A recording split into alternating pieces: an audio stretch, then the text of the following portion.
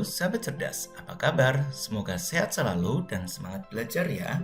Pada video kita kali ini, kita akan belajar bab 5, bagaimana kita hidup dan bertumbuh.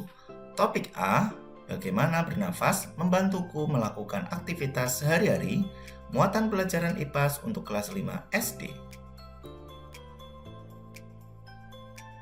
Kegiatan pembuka. Perhatikan gambar berikut ini. Lihat, ada penjual kue putu. Pantas saja bau harumnya tercium sampai ke hidung. Iya, Ian, tapi sayang, bau tumpukan sampah di seberang jalan itu cukup mengganggu. Saat Mia dan Ian lari pagi, ada bau yang tercium oleh hidungnya. Tahukah kalian bagaimana proses Mia dan Ian bisa membedakan bau sampah dan bau kue putu? Kita mampu membedakan bau kue putu dan sampah karena hidung kita loh. Rongga hidung termasuk ke dalam organ yang berperan dalam sistem pernafasan. Pada video kita kali ini, kita akan mempelajari sistem pernafasan pada manusia. Yang pertama, sistem pernafasan pada manusia.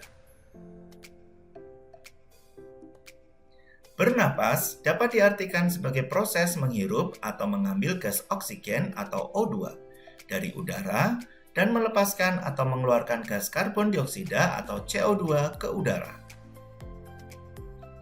Manusia bernafas menggunakan paru-paru. Oksigen dibutuhkan untuk metabolisme makanan menjadi energi. Energi dibutuhkan manusia untuk beraktivitas sehari-hari.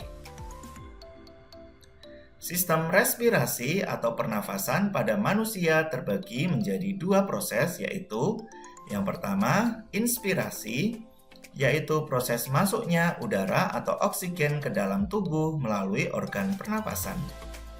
Dua, ekspirasi, yaitu proses keluarnya udara atau karbon dioksida dari tubuh melalui organ pernapasan. Yang kedua, organ pernapasan pada manusia.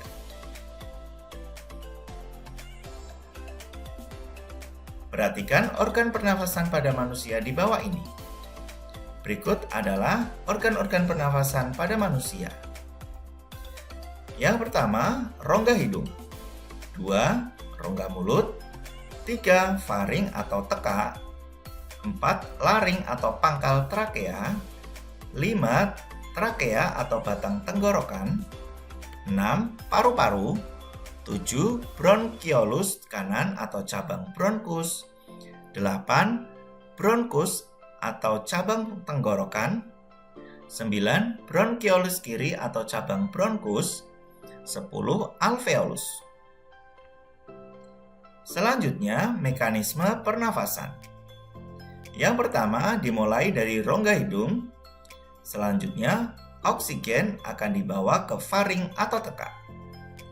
Selanjutnya, oksigen akan dibawa ke laring. Berikutnya, oksigen akan melalui trakea, diteruskan ke bronkus. Selanjutnya, ke bronkiolus, dan berikutnya ke alveolus, di mana bagian bronkiolus dan alveolus terdapat di dalam paru-paru. Selanjutnya, mari kita perkenalan setiap organ pernafasan pada manusia. Yang pertama, rongga hidung. Perhatikan gambar bagian hidung berikut ini.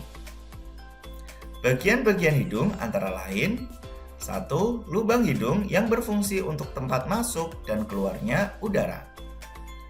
2, rambut hidung yang berfungsi untuk menyaring kotoran di udara yang ikut terhirup. 3, lendir hidung yang berfungsi A, untuk menstabilkan atau menyesuaikan suhu udara dengan suhu tubuh. B, mengatur kelembapan udara.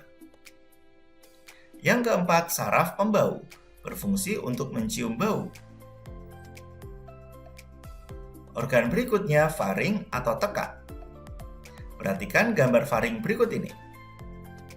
Faring merupakan persimpangan antara saluran pernafasan di bagian depan dan saluran pencernaan di bagian belakang. Berikutnya laring atau pangkal tenggorokan. Perhatikan gambar laring berikut ini. Laring terletak di pangkal lidah. Laring tersusun oleh 9 tulang rawan. Pada laring terdapat organ epiglotis. Epiglotis merupakan organ yang berupa katup yang berfungsi untuk mencegah makanan masuk ke saluran pernafasan, sehingga mencegah kita tersedak makanan. Berikutnya trakea atau batang tenggorokan. Perhatikan gambar berikut ini. Trakea merupakan saluran berupa tabung dari tulang rawan. Pada trakea terdapat silia atau rambut getar yang berfungsi untuk mencegah debu, kotoran agar tidak masuk ke paru-paru dan mendorongnya keluar dari saluran nafas melalui reaksi batuk. Berikutnya bronkus, bronkiolus, dan alveolus. Perhatikan gambar berikut ini. Bronkus merupakan percabangan dari trakea. Bronkus terdiri dari bronkus kiri dan bronkus kanan. Berikutnya bronkiolus merupakan percabangan dari bronkus. Bronkiolus terdapat di dalam organ paru-paru. Di setiap ujung bronkiolus terdapat alveolus. Alveolus berupa gelembung-gelembung udara yang terdapat banyak pembuluh kapiler. Di alveolus merupakan tempat terjadinya pertukaran oksigen dan karbon dioksida dari proses pernafasan. Selanjutnya, organ paru-paru. Perhatikan gambar paru-paru berikut ini. Paru-paru merupakan organ pernafasan utama pada manusia. Paru-paru terdiri dari paru-paru kiri yang terdiri dari 2 gelambir dan paru-paru kanan yang terdiri dari 3 gelambir. Paru-paru dilindungi selaput tipis yang disebut dengan pleura yang melindungi paru-paru dari gesekan. Paru-paru terletak di rongga dada. Paru-paru dilindungi oleh tulang rusuk dan tulang dada. Paru-paru terletak di atas diafragma. Diafragma adalah sekat yang memisahkan rongga dada dan rongga perut. Yang ketiga, mekanisme pernafasan pada manusia. Yang pertama, diawali dengan menarik nafas. Saat menarik nafas, otot diafragma mengalami kontraksi dan paru-paru mengembang. Udara masuk melalui hidung menuju paru-paru. Kotoran akan disaring saat melewati hidung, trakea, dan bronkus. Tahap yang kedua, pertukaran oksigen dan karbon dioksida. Di dalam alveoli atau alveolus terjadi pertukaran antara gas oksigen yang didapatkan dari luar tubuh dengan gas karbon dioksida yang terdapat di dalam darah.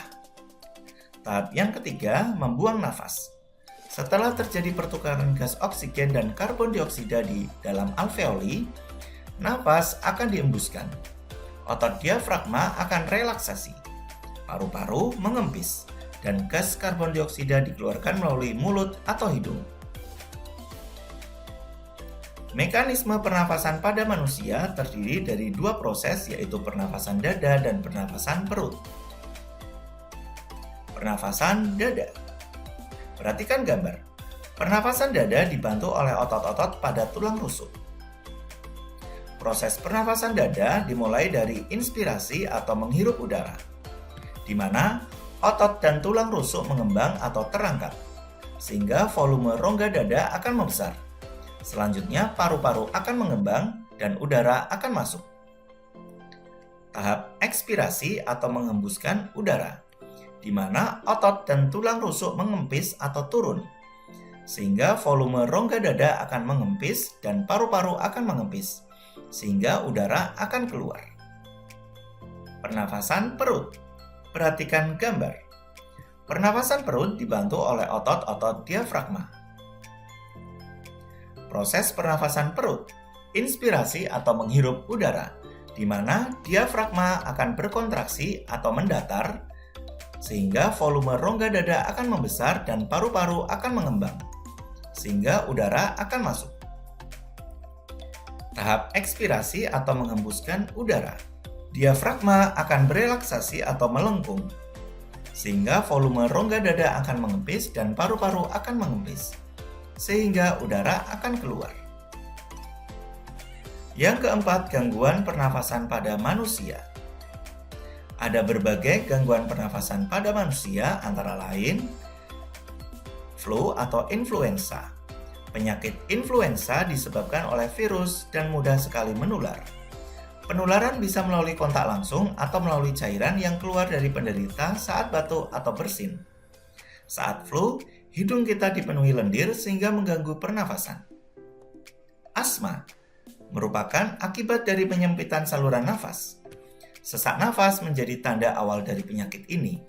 Biasanya, sesak nafas dibarengi oleh mengi atau wheezing, yang merupakan suara khas bernada tinggi saat pasien mengeluarkan nafas.